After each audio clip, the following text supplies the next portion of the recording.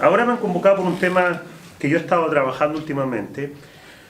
Es el tema de las nuevas tecnologías, ¿no? Y el trabajo. Este es un tema bien complejo porque todo depende de lo que usted quiera hablar, digamos. El futuro, digamos. Pero ¿cuán futuro está pensando usted? Ese es el punto. Cuando uno habla de este tema, lo primero que piensa es en un futuro de largo plazo, ¿no? Es el famoso tema, el que se lleva todas las luces de la automatización, ¿no? Se supone que el relato, que está un poco ya instalado, ojo, no solo en el mundo empresarial, incluso está instalado en los sindicatos y también está instalado en los organismos internacionales, es que en el largo plazo va a haber un fuerte proceso de desplazamiento de empleo desde el trabajo humano, por así decirlo, a las máquinas, digamos, a las máquinas en sentido amplio. Entonces va a haber un problema de largo plazo, digamos. El problema, yo aquí parto diciendo esto, uno tiene que evitar dos falacias, digamos. Una es evitar el que no va a pasar nada. Mire, en realidad el capitalismo, de que es capitalismo, amenaza con que los trabajadores se van a quedar sin trabajo, etc. ¿Estamos de acuerdo? Hay que tener cuidado con eso porque yo creo que las nuevas tecnologías tienen una capacidad de modificación de la realidad y ya está sucediendo. Entonces, yo no creería que no va a pasar nada, pero tampoco hay que caer en la falacia opuesta, que es la de pensar que los robots están a la vuelta de la esquina y todos se van a quedar sin empleo.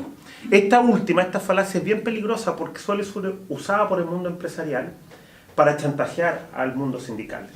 Porque se le dice, cuidado con muchas conquistas porque se vienen los robots, digamos, y no va a haber empleo. Y por lo tanto todas las conquistas sindicales van a caer en saco roto, digamos. Yo esto lo recuerdo perfectamente en un foro en Chile 21, que en el momento de la reforma, un economista de libertad y desarrollo tenía este argumento. Decía, mire, en 5 años más, y eso fue hace como 4 años atrás, la mitad de los trabajadores chilenos no va a tener empleo. Así que, ¿para qué estamos discutiendo esto de derechos, etcétera, etcétera, si primero garanticemos el empleo, no más? Bueno, hay que tener cuidado, porque eso también es una falacia usada ideológicamente en contra de los trabajadores. No hay claridad alguna, y esto es un dato responsable, no hay claridad alguna sobre la velocidad del cambio, digamos. De hecho, estudios técnicos hay para todos los tipos, digamos. Cuando usted vaya a una exposición y le citen el estudio tanto, bueno, le aseguro que hay el estudio contrario. Está completamente abierta la discusión sobre la velocidad del cambio informático y también está abierta la discusión sobre su impacto real.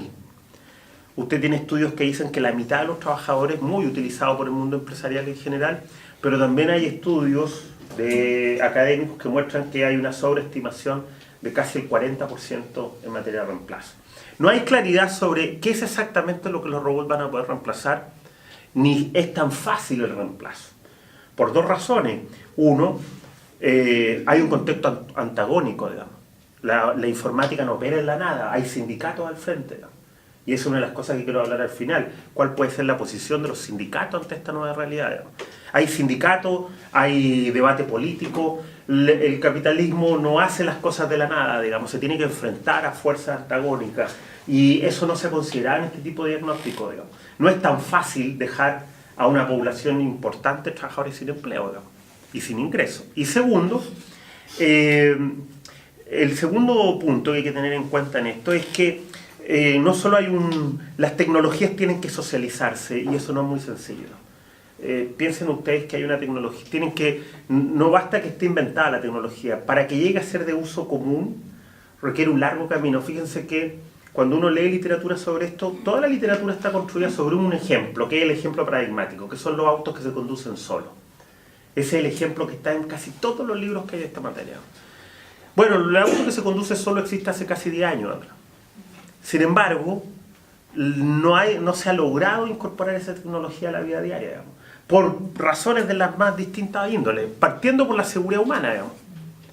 De hecho, el propio Google tuvo que suspender varios años sus ensayos porque un auto de esto atropelló a una persona y la mató en Estados Unidos, digamos. Entonces, eso alargó el periodo de prueba por otros 3 o 4 o 5 años más. Entonces, ¿qué quiero mostrar con esto? Va a haber un cambio en esta materia de la automatización, pero es un cambio sobre el cual no tenemos claridad hoy día, digamos. O sea, hoy día no hay la claridad suficiente.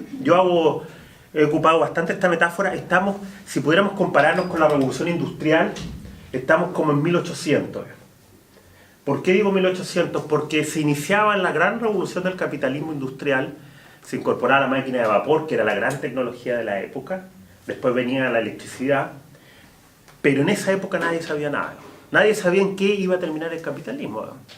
Y de hecho, lo que uno podría decir, lo que pasó en ese siglo, fue guerras, batallas, revoluciones, conflictos, para tratar de llegar a un modelo de estabilización. Ese modelo, esa estabilización del capitalismo recién se va a lograr 150 años después. Ese modelo es el que surge en la Segunda Guerra Mundial, que es el modelo que se va a llamar Estado de Bienestar, Estado Social de Derecho. Fíjense lo que tuvo que pasar para que el capitalismo encontrara un punto de equilibrio, que no duró mucho tampoco, porque duró 30, 40 años hasta que llegara el neoliberalismo y lo rompiera. ¿Se entiende más o menos la lógica? Entonces, nosotros estamos, en mi opinión, en esa etapa, no tenemos claridad sobre el curso. Probablemente estemos todos muertos de esta sala y todavía van a estar las fuerzas desatadas para conducir este proceso. ¿Qué proceso? El de la automatización. De hecho, yo creo que hay que tener cuidado con el discurso apocalíptico, como decía antes, la idea de que los robots están a la vuelta de la esquina, va a haber un cambio tecnológico, va a haber reemplazo de trabajo por automatización, pero ese cambio está todavía en curso y no hay nadie que tenga la claridad suficiente sobre cuál va a ser la intensidad y la velocidad de ese cambio. Pero, déjenme decir esto, aprovechemos, juguemos un poco con la utopía, ¿no? ¿Y qué pasaría si fuera cierto? Esto es solamente para jugar, digamos, brevemente, jugar teóricamente. Ya les explico por qué es interesante ese juego, digamos. Asumamos que va a haber un cambio relevante. No sabemos cuándo, pero lo va a haber, digamos. Asumamos que el cálculo moderado sería que un tercio de los trabajadores quedaría sin empleo. Los cálculos más graves son sobre el 50%. Asumamos que eso ocurra, digamos. ¿Qué pasa con las sociedades políticamente hablando en ese contexto? Probablemente, insisto, estoy tirando la línea del futuro, muy al futuro. Quizás no estoy pensando ni siquiera en su hijo y quizás ni siquiera en sus nietos, digamos. Pero, ¿cómo leemos esta sociedad? ¿Cómo jugamos, digamos? Les recuerdo que en 1800, que era más o menos, en mi opinión, una situación análoga a la que estamos hoy día, había todo un cambio tecnológico nuevo, la máquina de vapor, y nadie sabía bien lo que iba a pasar con esto. El capitalismo estaba recién ajustando sus primeras bases. Había alguien que estaba escribiendo ahí desesperado por tratar de interpretar esto que iba a pasar, que no es sino Marx. Marx es de esa época, digamos. Marx no vivió el capitalismo en su esplendor. Marx era un intérprete de un sistema que estaba recién instalándose. Y él intentó, por eso que en el pensamiento marxista hay líneas que evidentemente no fueron ciertas, pero hay otras líneas que logró leer con cierta anticipación. Bueno, pongámonos en esa situación. ¿Cómo leemos lo que está pasando actualmente? Fíjense que la idea de que la mitad de los trabajadores se va a quedar sin empleo ha agudizado nuevamente un debate que parecía muerto. Esto es curioso porque parecía que el capitalismo había triunfado totalmente. Ya no había nada que hacer. Y ya el capitalismo, el neoliberalismo desde el año 80 había instalado la idea de que no hay alternativa. La famosa frase de Margaret Thatcher, ¿no? El realismo capitalista. No hay alternativa al capitalismo. Se acabó. Solo esta es la versión de la sociedad de aquí al infinito. El fin de la historia, no se recuerdan que esa fue una máxima de los 90. Se acabó la historia porque ya no hay modelo alternativo. Solo queda capitalismo. Bueno, fíjense que es interesante porque solo para efectos de especulación, ¿no? Y por la generosidad y la cuenta corriente que tengo con ustedes van a tener que aguantar nomás esto. Pero fíjense que uno de los efectos más inesperados de este escenario es que se ha vuelto a agitar la imaginación de la izquierda en esta materia. De nuevo hay autores teóricos que están planteando que la automatización podría ser una nueva oportunidad para emancipar a los seres humanos. Es interesante porque hasta ahora lo que nosotros habíamos entendido era que este era un peligro para los trabajadores y para la emancipación. Bueno, déjenme decirles que es posible que haya una oportunidad aquí, que haya una ruta emancipadora. Usted dirá, ¿pero cómo? Después hablamos de la transición. La automatización podría generar un escenario postcapitalista, o sea, podría permitir una suerte de sustitución del capitalismo, ¿no? ¿En qué sentido? Muy sencillo, como la mitad de los trabajadores se va a quedar sin empleo, parece un escenario distópico, ¿no? ¿Qué hacemos si la mitad se queda sin empleo? Bueno, se abriría en el próximo siglo, en este siglo en realidad, el debate que no había podido ser abierto en el capitalismo en el siglo XX, que es el debate sobre si es posible que una sociedad no se funda en el trabajo. O sea, sería posible que las máquinas en los próximos 100 años pudieran hacer el trabajo humano, pudieran producir los bienes que produce el trabajo humano sin requerir de trabajadores. Eso en principio podría ser un escenario, insisto, distópico, ¿no? Casi todos pensamos en el escenario en que la gente no tiene cómo vivir y cómo darle sentido a su vida. Bueno, pero piénselo de esta manera. ¿Y qué ocurre si podemos producir sociedades abundantes sin esfuerzo, sin trabajo? ¿Por qué eso es necesariamente malo? Probablemente su respuesta sea porque si la mitad de nosotros o la mayoría de las personas no tiene trabajo, no tiene cómo generar ingresos que le permitan vivir. Esa es la respuesta obvia, ¿no? Pero ¿qué pasa si uno pudiera generar esos ingresos sin trabajar? Entonces, fíjense, existiría la posibilidad de lograr, no quiero ser muy exagerado, además están grabando, podría ser posible el sueño comunista. Nunca lo ha pensado. ¿Sabe cuál era el sueño comunista? El sueño comunista en Marx.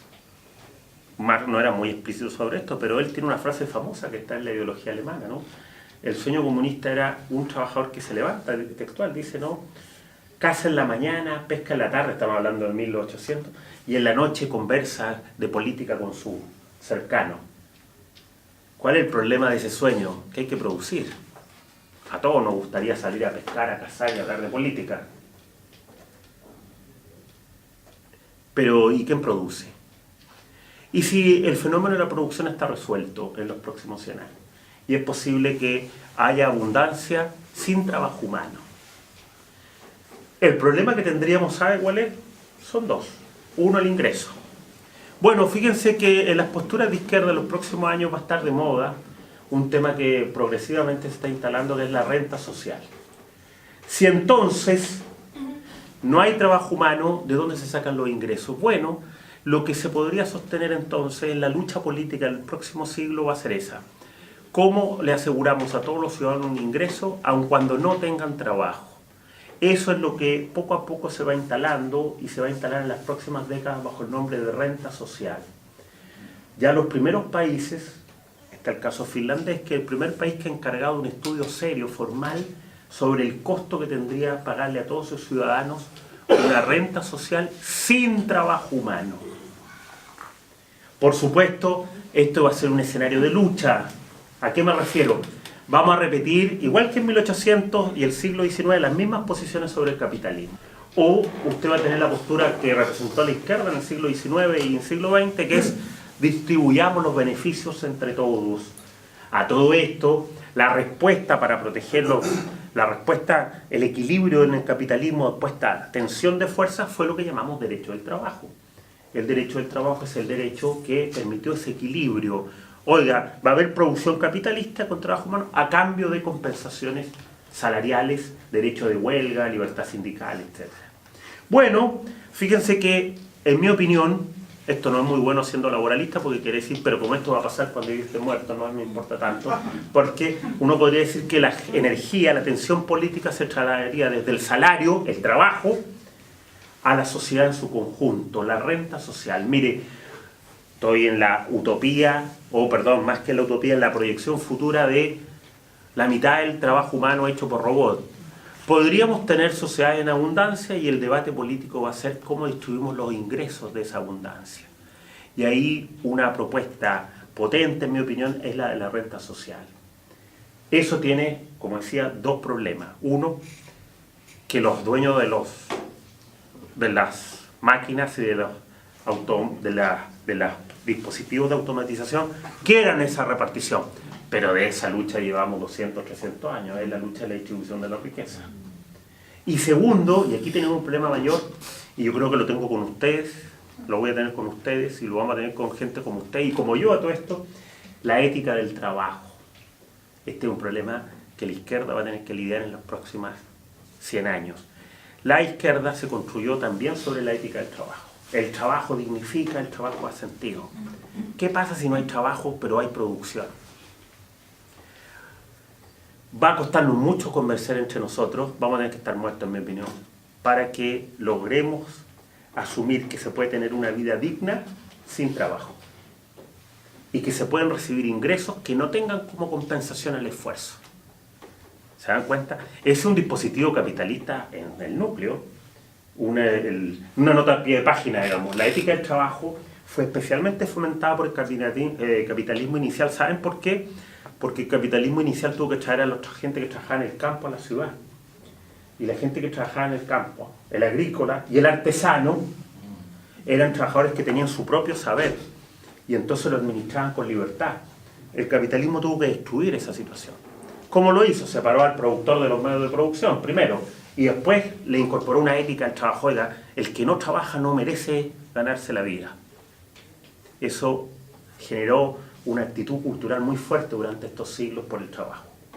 ¿Qué pasa si mañana queremos reivindicar la vida, la renta sin trabajo? Tenemos un desafío mayor. No sé si se percatan que eso suena hasta casi contraproducente. Pero dije que estaba hablando del futuro en largo plazo.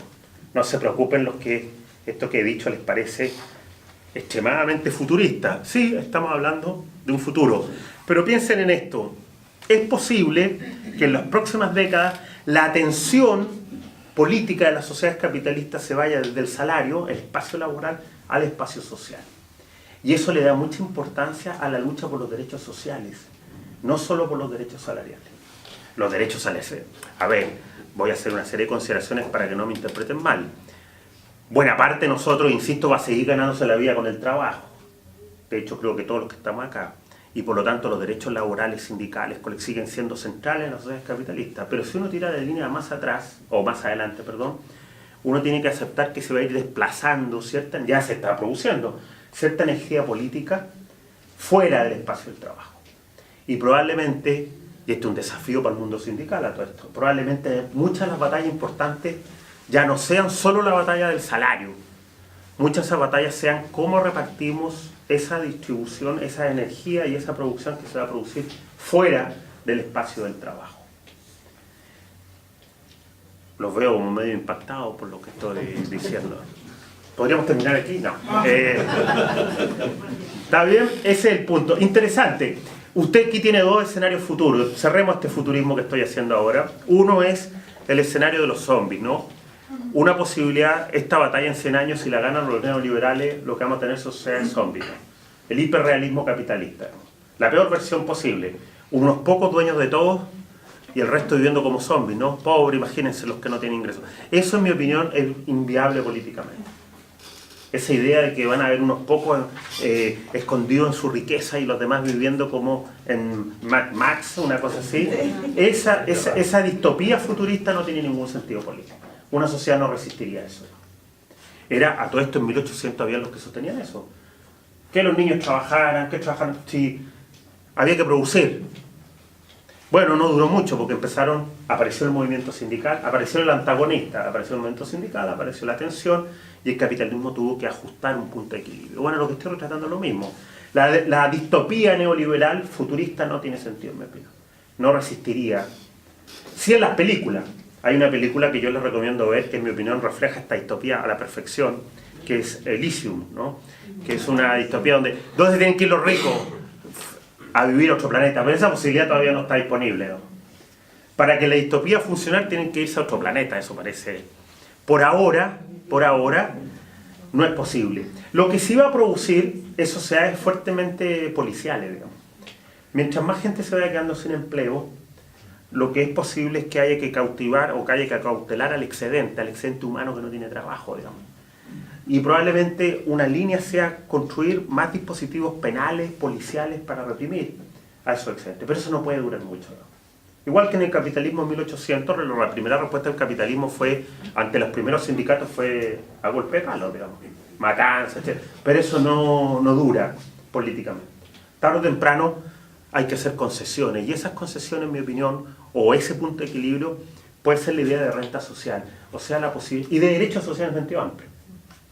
La posibilidad de obtener renta sin trabajo, fíjense lo que estoy diciendo. ¿Cuántos los de aquí eso nos choca? ¿Cómo a un flojo le vamos a entregar? Pero si hay alguien produciendo por nosotros, ¿por qué? ¿Qué nos molesta en rigor? Les recuerdo, para que crean que... Les recuerdo que Marx sostenía que esa era la base de la sociedad comunista. Estoy citando a Marx para que nadie me cuestione. Más a la izquierda no me puedo poner, digamos. Marx sostenía que el comunismo era una continuación, una superación del capitalismo, porque el capitalismo lograba la abundancia. Y la sociedad comunista se construía sobre la abundancia, no sobre la escasez.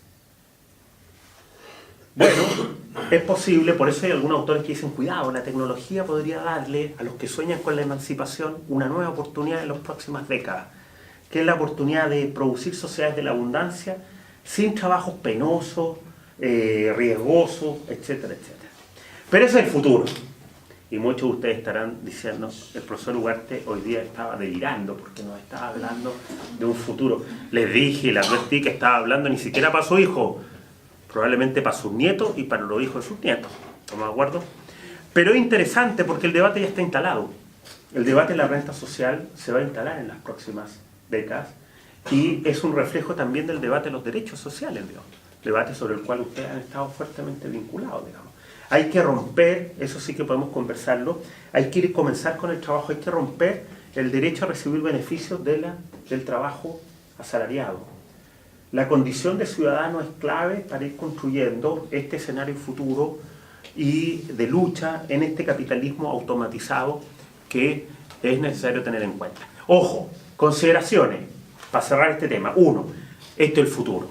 Hoy día seguimos trabajando en sociedades fordistas, industriales, con disciplina laboral. Bueno, este es una transición que va a durar mucho tiempo. Hay que tener en cuenta que el fenómeno se va a ir progresivamente presentando. Y hay que tener respuesta ahora. ¿Qué respuesta hay que tener? Probablemente, como la automatización parece ser un hecho inevitable, en la transición el sindicalismo debería tener una respuesta. ¿Qué hacemos mientras esto va pasando? ¿Cómo respondemos a los que se van quedando sin empleo? ¿Qué hacemos mientras no hay una renta social universal? ¿Qué estrategias tenemos frente a esto? ¿Se entiende más o menos la cuestión? Bueno, aquí hago un quiebre en mi exposición y les cuento esto. Es posible que mi exposición esté cometiendo una fábula, ¿no? ¿Recuerdan esa fábula de la lechera que iba contando, pensando lo que iba a ganar con la leche, iba soñando, mirando así perdido, como divagando sobre lo que iba a hacer con el dinero? Es como nosotros podemos estar divagando sobre el futuro y mientras tanto tropezaba con una piedra que estaba ahora en el camino. Bueno, fíjense, es posible que por tanto pensar en la automatización, incluso yo le he puesto un poco de leña al fuego, con esta idea del postcapitalismo, etcétera, etcétera, es posible que se nos pase el hecho fundamental que las tecnologías ya cambiaron nuestra forma de trabajar. Y por ir pensando en un futuro lejano, no logremos advertir que ya ha habido un profundo cambio en las condiciones de trabajo fruto de las tecnologías. Eso supone, para que alertarnos de esta posibilidad, de la fábula de ir pensando en el futuro y no estamos viendo lo que hay en el presente, eso supone que aterricemos en el hoy día, en el presente. En mi opinión, el cambio tecnológico ya se produjo, y ya se produjo fuertemente sobre los trabajadores. Y no hay que esperar la llegada de los robots. Ya han habido profundos impactos en la forma de trabajar derivado de esto que podríamos llamar la revolución informática. ¿Estamos de acuerdo?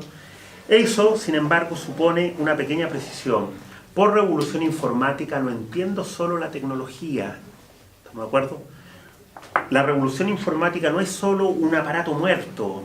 El aparato es reflejo de un cambio general del capitalismo que dice relación con una verdadera revolución cultural que ahora voy a explicar. Las tecnologías lo permiten, hicieron ese proceso posible. El proceso al que me estoy refiriendo es el proceso de la movilización total del trabajo humano en favor del capital.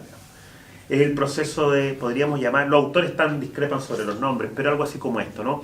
La gran revolución que la informática y las tecnologías han permitido es el involucramiento total del trabajador en el trabajo al servicio del capital. O sea, lo que podríamos llamar un fenómeno, algo así como la movilización absoluta del trabajo y de la vida en favor del capital. Pero eso ya se produjo en México y ya ustedes lo están viviendo. ¿Cómo?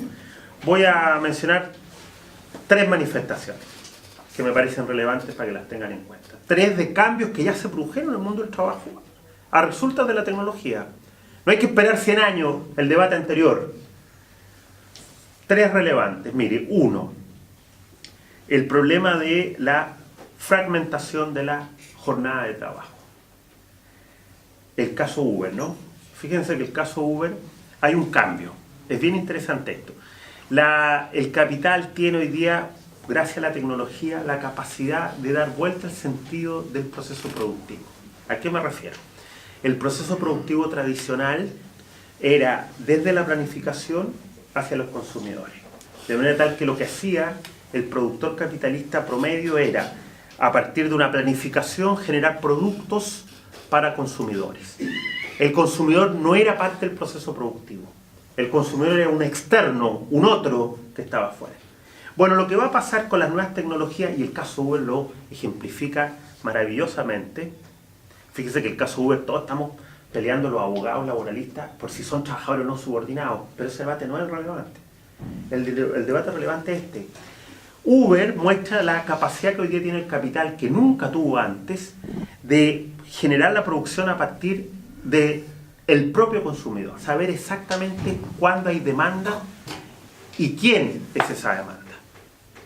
Por lo tanto, el proceso productivo se da vuelta. Quien determina la producción es el propio consumidor, y el consumidor queda incorporado en el proceso productivo. ¿Por qué, se dice el capital, voy a pagar? ¿Cuál es el efecto laboral de esto? La jornada de trabajo se fragmenta.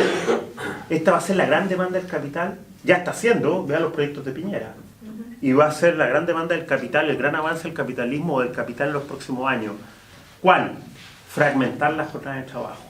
Porque ahora, capacidad tecnológica que nunca tuve antes, dice el capital, puedo saber exactamente cuándo hay demanda. No tengo que presumir ninguna demanda. Yo sé exactamente cuando hay alguien que necesita un taxi. Yo sé exactamente cuando hay alguien que necesita que le lleven comida. Eso porque en Chile hay aplicaciones en ese espacio, pero en otros países hay aplicaciones prácticamente para todo.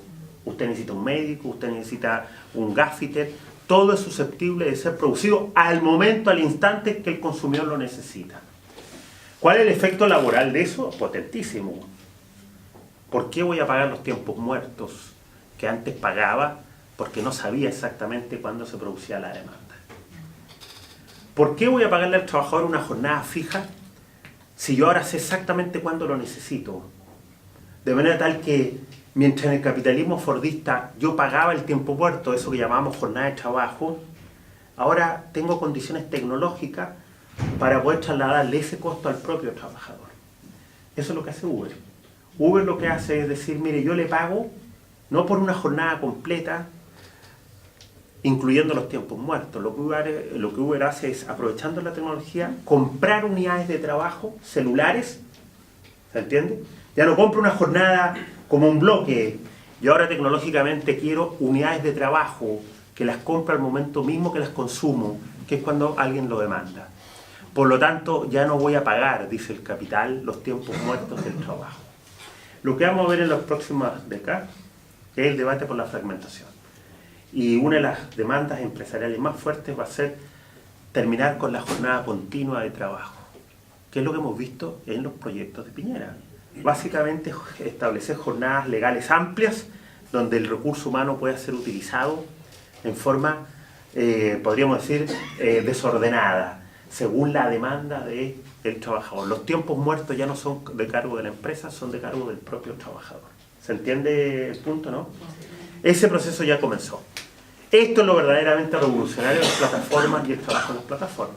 ¿Cómo responde el derecho del trabajo, el mundo laboral a este desafío? Lo dejo planteado. ¿Estamos de acuerdo? Lo que más vamos a ver, por supuesto, la retórica del capital. Ustedes saben, como decía Galeano, que al capital no le gusta ser nombrado. Le gusta aparecer sin ser nombrado. Por supuesto que esto se va a presentar en todo el mundo como una demanda de los propios trabajadores. Ustedes han visto cómo el ministro Montt hace esfuerzos inhumanos por explicar que en realidad el que quiere flexibilidad laboral es el propio trabajador, no la empresa.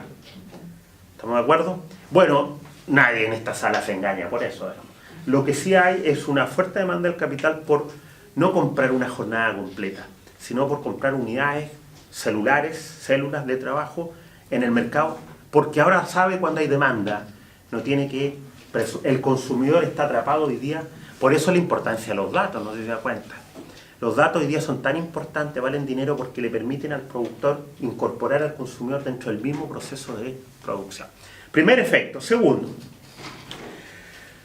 la jornada nuevamente. Fíjense que los debates que vamos a tener son de jornada, básicamente. Capital ha vuelto sus ojos sobre la jornada. Segundo, efecto de las nuevas tecnologías, y particularmente de esta que tengo aquí en la mano. La extensión de la jornada de trabajo. Junto con fragmentarla, el capital va a lograr a través de las nuevas tecnologías extenderlo. Ya lo logró. ¿A qué me refiero? ¿Saben lo que pasaba en el capitalismo fordista? Muchos, bueno, son todos muy jóvenes, pero no se acuerdan unos años atrás. Porque yo dije, son todos muy jóvenes. No están de acuerdo conmigo algunos. ¿Qué pasaba cuando el trabajador se iba a la casa? Yo me acuerdo que mi papá le dejaba recado en el teléfono fijo y mi papá como que nada. Hoy te llamaron del... Papá, seguía viendo tele. Eso era para mañana. Hoy día, a Luis Messina le hierve el celular. Yo no lo quiero ni tocar porque está a 800 grados. Hoy día la gente le llega en WhatsApp en cualquier momento y en cualquier lugar. Y la gente asume que debe responder en el momento. No es como mi papá que ya al otro día. Y al otro día ya no importaba. Y nadie entendía que era urgente. La nueva tecnología tiene una potencia cultural, potencia en sentido del capital, que nunca una tecnología tuvo, que es del dispositivo móvil, celular, ¿no? Que es la urgencia, ¿no? Hoy día los dispositivos móviles le permiten al capital perseguir al trabajo como factor de producción en cualquier lugar que se encuentre. Y usted está en las vacaciones, igual, ya voy a responder sí o no. Cuando antes el trabajador se iba de la fábrica, moría para él el trabajo. Y se abría la vida propiamente tal. ¿Se acuerdan? ¿No? O sea, decía la vida libre. Dejaba la cotona ahí en el locker y empezaba la libertad. ¿Se me acuerdo? En el capitalismo contemporáneo las nuevas tecnologías le permiten, destruyen esa opción. ¿Qué destruyen? Voy a ocupar una frase de un filósofo francés. Bueno, le quitan el territorio a la empresa. ¿Estamos de acuerdo? El capitalismo fordista, el clásico, era un capitalismo de territorio, la fábrica, en un lugar físico. Y una jornada a tiempo. En el capitalismo de la revolución tecnológica, el ciberespacio y el cibertiempo no tienen límite. Yo estoy las 24 horas conectado en cualquier lugar que me encuentre. Eso puesto al servicio del capital. ¿Se entiende? Y por lo tanto, la idea de una jornada de 8 horas, de 12, comienza a derrumbarse poco a poco porque la penetración del capitalismo o del capital y las exigencias productivas. ¿Cuál es el problema? Era usted. Bueno, que mientras antes la vida productiva duraba 8 horas diarias, ahora la vida productiva dura 24 horas diarias. Hay que estar al servicio del capital las 24 horas. Usted dirá, pero yo me quedo dormido un rato. Bueno, como dicen algunos autores, es el último límite que queda, que la gente duerme. Pero hasta cierto punto, porque cada vez se duerme menos. Hay un libro muy interesante que se llama 24/7 de Crary, donde él pone los datos ahí. A principios del siglo XX se dormían 12 horas. Hoy día se duermen 6, 7. Y se duerme cada vez menos porque si uno recibe un llamado, un WhatsApp, etc., el sueño es un sueño débil, porque estamos al servicio del capital productivo, no solo como trabajadores, ojo, también como consumidores. Hoy día tenemos dispositivos para consumir. Antes uno se despertaba a las 3 de la mañana y ahora se despierta a las 3 de la mañana y me voy a comprar no sé, ropa, que la va a hacer un niño allá en China. ¿O no? Fíjense la potencia de esto. Esto plantea un problema mayor, digamos. ¿Cómo le ponemos límite a esto? Para los que creemos que tiene que haber una expansión, que tiene que haber vida fuera del trabajo, que no todo es rendimiento, que no todo es producción. ¿Cómo recuperamos el espacio de libertad que antes venía asegurado por el territorio? ¿Se entiende? Fíjense que la exigencia del capitalismo actual van en eso, diluir la distancia casa-trabajo. Ya no hay distancia. Si a través del celular da lo mismo, si usted está aquí, está allá. Hay una nueva potenciación, vean en el gobierno de Piñera, el teletrabajo. Váyase a la casa, si total igual lo vamos a vigilar por el móvil, por el celular. ¿Se entiende el punto? Este es un segundo cambio que ya se produjo, la extensión de la jornada. Más allá de la jornada legal, hoy día estamos dispuestos estamos con las botas puestas para el rendimiento productivo 24/7, salvo cuando dormimos, pero estamos ahí a punto. ¿Estamos de acuerdo? Esta es una cuestión, la diferencia vida social, jornada de trabajo se diluye. Y ahí viene una pregunta, entonces, ¿cómo respondemos? ¿Cómo responden las fuerzas políticas, sindicales, que no quieren que los seres humanos estén 24/7 al servicio de la producción? ¿Estamos de acuerdo? De hecho, fíjense que ahora el ocio está más valorado. Tener tiempo libre. Si me llama Luis Mesina a las 12 del día y digo, aquí estoy levantado tomándome un café, yo pienso que Luis Mesina está flojo recién levantándose. Yo le voy a decir, pero si Mar dijo que había que cazar y pescar hasta ahora. Ahí Mesina va a tener que necesitar más, así que va a tener que...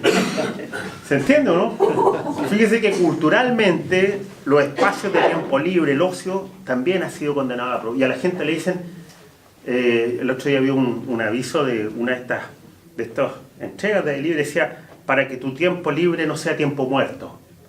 Los invitaban a ser parte de este sistema de plataforma, de trabajador de plataforma. El tiempo libre es tiempo muerto, no estás produciendo. Bueno, ¿cómo recuperamos el tiempo libre? En mi opinión, es una de las grandes banderas que la izquierda debe tomar en el futuro. Queremos volver a recuperar el espacio de libertad, que a todo esto es condición de la politización de la sociedad. A los que les interesa que los ciudadanos sean sujetos políticos, eso no es posible si usted está 24 horas a disposición del mercado. Una condición para democratizar y todo ese discurso es que usted tenga tiempo libre. Por eso, les recuerdo que los griegos entendían que el verdadero ciudadano es el que no tenía que trabajar, porque era el que tenía tiempo a reflexionar. Hannah Arendt dice por ahí que lo que nos hace humano no es el trabajo. Hannah Arendt discute, ella es crítica de Marx, porque dice Marx puso al centro de la vida humana al trabajo, a la producción. Estaba deslumbrado por el capitalismo industrial. Para bien o para mal. El sistema que él quería derrumbar lo deslumbraba al mismo tiempo. Arendt decía lo que nos hace humano es el diálogo, la deliberación, el discutir políticamente la vida. Cuando uno está sujeto al rendimiento 24/7, no hay espacio para eso que nos hace humano en la visión de Arendt. La deliberación, la vida, etc. No es necesario que se los diga en una versión más de la vida cotidiana. La gente llega muerta de sus trabajos y además sigue mandando correos, sigue respondiendo. ¿Dónde queda espacio para discutir de no más FP, discutir sobre el destino de la comuna? ¿Se entiende el punto? No es ocio para consumir. Esos son espacios que si uno quiere volver a politizarlos para hacer una vida más democrática, necesita que el capital retroceda.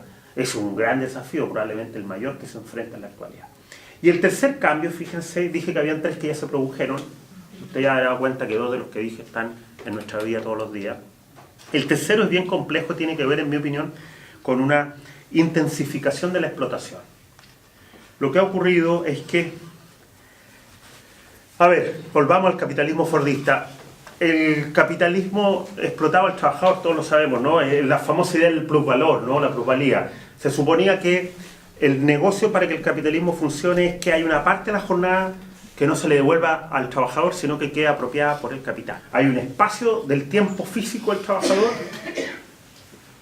que es en favor del capital. ¿Se entiende? Por lo tanto, el salario siempre compensa un valor inferior al que el trabajador produce.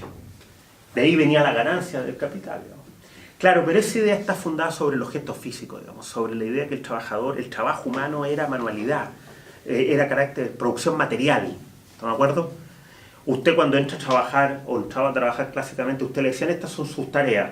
Y la tarea es una serie de descripciones de actividades físicas materiales, ¿se entiende? Usted tiene que timbrar tantas cosas, usted tiene que hacer tantas operaciones, ¿se entiende, no? El capitalismo contemporáneo ha dado una vuelta de tuerca sobre esto. Y ahora no le basta el gesto físico, no le basta el gesto material, no le basta el gesto mudo del trabajador. Lo que exige hoy día a los trabajadores es la entrega completa. El capitalismo ha avanzado sobre los afectos y sobre la producción inmaterial de las personas. El conocimiento, las actividades vitales, la dimensión afectiva de las personas, etcétera, etcétera. ¿Se entiende lo que quiero decir? ¿Les doy un ejemplo? Ya, lo van a entender de inmediato. No lo traje ahora, si hubiera sabido que decir esto lo traía. ¿Han visto los currículums hoy día? No. Bueno, que tienen trabajo asegurado hace tiempo. Bueno, yo le voy a ver el currículum a Luis Messina y le aseguro que me voy a encontrar con esta sorpresa. Que no tiene, no. Currículum de abogados. Porque por un posgrado que nosotros tenemos hay que presentar currículum. ¿Saben lo que dicen los currículums? Si usted los lee ya no se da cuenta que son abogados. Dicen esto: persona con capacidad de emprendimiento, soporto la presión, innovador, resiliente, empático, vayan diciéndome ustedes, ¿qué más? Proactivo, estoy dispuesto a trabajar en equipo. Y uno dice, pero ¿qué hace este señor de verdad? Eso dice el currículum de Luis Messina, ¿sabían? Proactivo, innovador, carismático, coordinador. ¿Y dónde se aprenden esas cosas? En la vida. ¿Dónde se estudia ser proactivo, innovador, resiliente? ¿Dónde se estudia eso? Eso no se estudia en ninguna parte. Eso es la disposición del alma, del afecto, puesta a trabajar. El capital ya no le basta que usted haga lo que está escrito en su contrato, quiere que lo haga más contento, con empatía, con involucramiento, con emociones, etc. Eso es una sobreexplotación.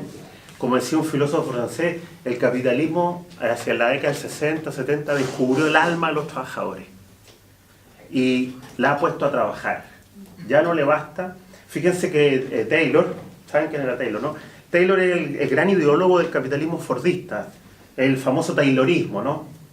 Taylor decía en sus libros, un libro que tiene un pretencioso nombre, La Organización Científica del Trabajo, Taylor decía, el obrero ideal, el trabajador ideal es mudo.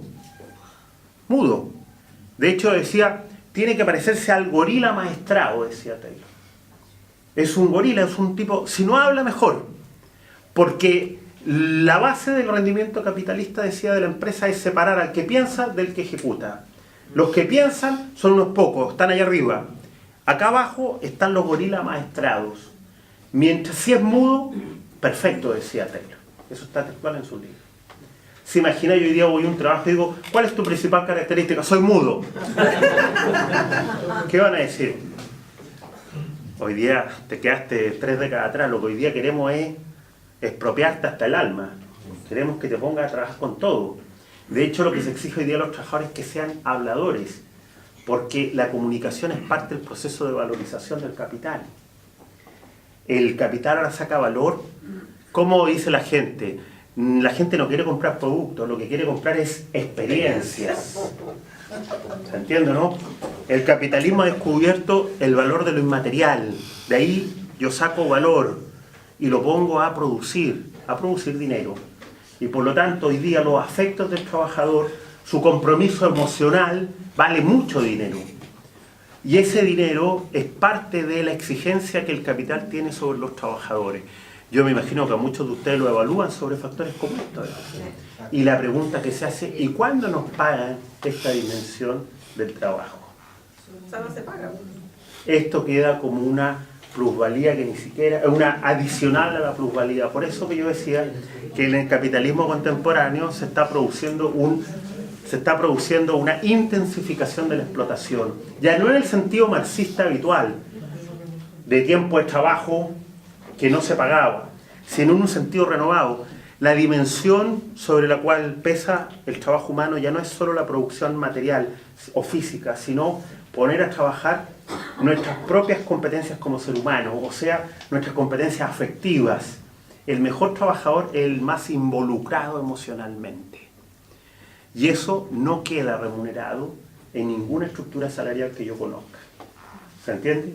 Y entonces usted tiene ahí un tercer cambio que se produjo. Usted, el trabajador, debe involucrarse en cuerpo y alma, dice ahora un autor italiano que tiene una expresión muy expresiva, una expresión muy gráfica en esto, ¿no? Poner a trabajar el alma. Eso de profundizarse significa que la explotación se agrava, no se aliviana. Claro, esto tiene consecuencias. Estamos mirando la parte casi, digamos, divertida, ¿no? Porque todos se han sentido identificados en algún sentido con lo que he dicho. Pero cuidado, tendrá efecto tal efecto salarial que lo dijimos, esto se suele no pagar. El capitalismo ha descubierto una forma de extraer valor del trabajador que no remunera. Esto no está pagado en la estructura salarial, en la negociación colectiva no hay un bono por la felicidad, por la empatía, etc. Pero ese no es solo un primer problema, hay uno segundo que quizás es más grave que el anterior. Las exigencias sobre los trabajadores son insoportables hoy día.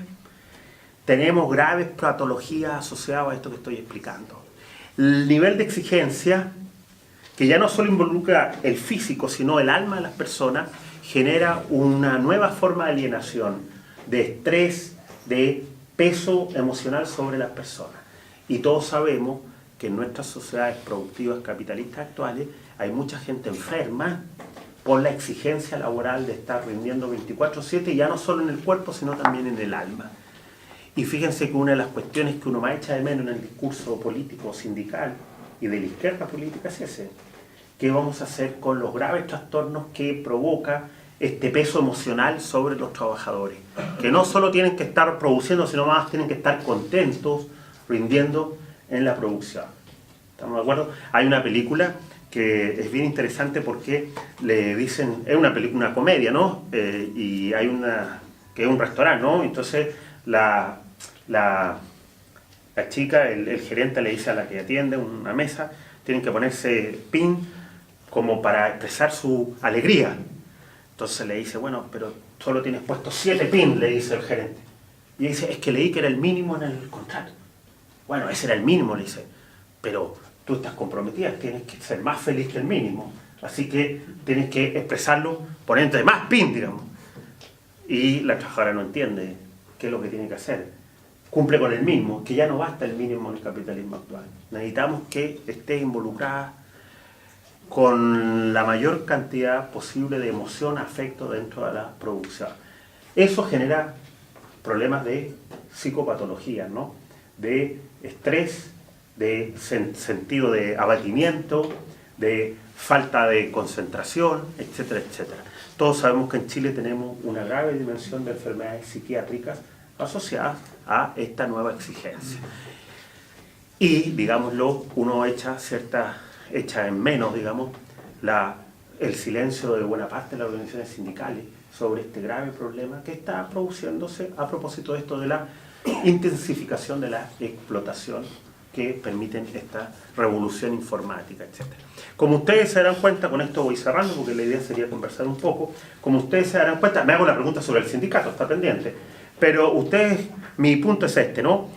La automatización es un debate muy interesante al futuro, pero cuidado, ya hay cambios que se han producido y que han modificado relevantemente la forma en que trabajamos.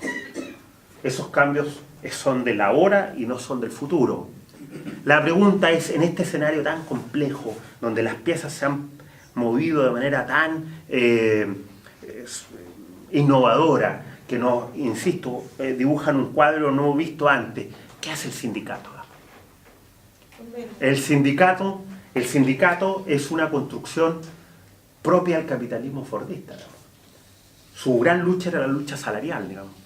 ¿Qué hace el sindicato con este nuevo escenario de complejidad como el que he tratado de escribir, con esta verdadera revolución? Yo aquí solo especulaciones, les lanzo dos. Primero, el trabajo sigue siendo un factor esencial, más allá del problema de la automatización, sigue siendo central en nuestras vidas. De hecho, fíjense lo que he dicho, es tan esencial que se ha intensificado la explotación. Una nueva fuente de valor del capitalismo ya no es la producción física, es la producción afectiva de las personas, como trabajadores, como consumidores. Primero. Segundo, el trabajo sigue siendo, por ahora y mientras tanto, el gran motor de distribución de riqueza. Por lo tanto, sigue teniendo un lugar prioritario, pero ya no único, en el espacio social. Si esto es así, y se han producido estas transformaciones, la pregunta es cómo el sindicato se reconstruye en este escenario. Yo no tengo claro cómo, pero sí les puedo decir que en el caso, sí les puedo decir lo que no sirve para este nuevo escenario. El sindicalismo en general en el mundo tiene problemas con este nuevo escenario, pero en el caso chileno estos problemas están agravados por las configuraciones de nuestro sindicalismo, básicamente por dos razones. Uno, sindicalismo salarial. El sindicalismo chileno no puede leer estos nuevos cambios, no puede tener una propuesta para estos nuevos cambios, porque su construcción es básicamente salarial. ¿Se entiende lo que estoy diciendo, no? O sea, si uno mira las preocupaciones, con notables excepciones, pero son excepciones, y este es un ejemplo, ¿no? La mayor parte de la energía sindical en Chile está concentrada en el salario, por razones justificables, pero eso le impide poder afrontar las luchas que estoy describiendo en este espacio. Yo veo muy difícil que un sindicalismo tan concentrado en el salario, y no estoy pensando en usted a todo esto, pero veo muy difícil que el sindicalismo normal que hay en Chile, que es el sindicalismo del salario, pueda enfrentar estos nuevos desafíos. Les recuerdo que en Chile la gran institución hoy día del sindicalismo es el bono de término, que es la máxima muestra de lo que estoy señalando. Es difícil que un sindicalismo pueda enfrentar los cambios, las transiciones, por ejemplo, la renta social, los ingresos sociales, las compensaciones por las pérdidas de empleo, si su único objetivo es la distribución de su salario de entre sus afiliados. Primer problema. Segundo, del sindicalismo chileno. Es difícil que un sindicalismo a nivel de empresa pueda afrontar estos desafíos. Solo los sindicatos que están fuera de la empresa, y mientras más arriba mejor, pueden ampliar la mirada sobre los fenómenos sociales. Como la mayoría de nuestro sindicalismo es de empresa, veo muy difícil que un sindicato, los miles de sindicatos de empresas que hay en Chile, puedan asumir parte del discurso o parte de los desafíos que yo aquí he intentado retratar. Si tenemos sindicalismo centrado solamente en el salarial y solo organizado en base de empresas, las posibilidades que ese sindicato responda a estos desafíos, en mi opinión, es cercana a cero. Solo sacando al sindicato a la empresa, solo vinculando al sindicalismo a la sociedad, y déjenme decirle en este punto que yo suelo mencionar a la Confederación Bancaria como un caso, básicamente estoy pensando en Noma FP, o sea, solo cuando el sindicalismo se vincula a causas que lo superan, es que el sindicalismo se prepara para las batallas que vienen en el siglo que estamos cursando, ¿no? O sea, solo cuando el sindicalismo sale de lo salarial y se abre espacio panorámico dentro de la estructura, el sindicalismo podría tener posibilidades de responder. En las condiciones actuales, el sindicalismo chileno es un sujeto pasivo que comúnmente va a escuchar la buena nueva o la mala nueva, depende, y es un actor pasivo que espera que los cambios lo afecten nada más. No se siente protagonista de ninguno de estos cambios, más bien se siente como un espectador que ve cómo el trabajo cambia y no tiene voz ni voto en esos procesos. Creo, para cerrar en esto, que yo en principio sería más bien pesimista en el caso del sindicalismo chileno. Estos nuevos desafíos le quedan grandes por la configuración actual. ¿Es posible encontrar excepciones? Le insisto, creo que la causa de los derechos sociales, incluyendo la renta social, es el futuro, en mi opinión, del sindicalismo. ¿Estará el sindicalismo chileno en condiciones de construir esos puentes?